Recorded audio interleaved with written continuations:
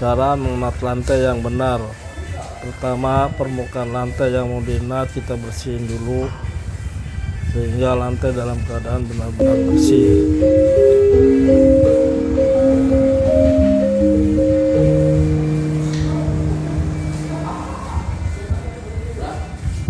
Kemudian nat-natnya kita sosrok pakai cutter. Tujuannya supaya debu-debu yang ada dalam nat keluar, terus kita bersihin pakai kuas sehingga pas kita nat nanti nat bisa masuk ke dalam keadaan padat, semua terisi nat. Kadang kalau nggak ada yang terisi di kemudian hari atau 5 tahun 10 tahun kemudian keramik bisa ngangkat. Itu disebabkan karena natnya kurang isi. Biasanya ada nempel debu-debu di dalam nat, jadi cairan nat itu nggak masuk sampai ke dalam.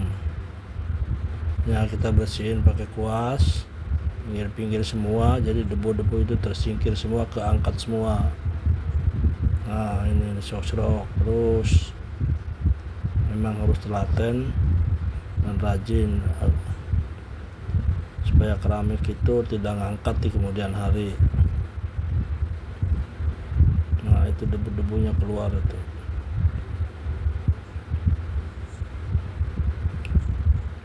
Nah, pinggir-pinggirannya juga kita bersihin semua, debu-debu biar keangkat dari dalam nat. Semua harus dalam keadaan merata, benar-benar steril dari debu di dalam nat itu.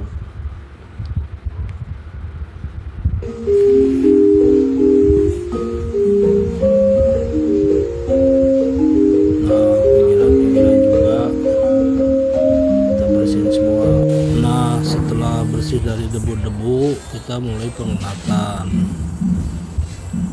Warna nat kita sesuaikan dengan warna keramik.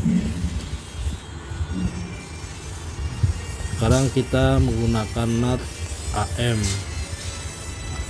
Ada juga yang pakai resin, ada juga yang pakai merek Super Growth, tergantung permintaannya.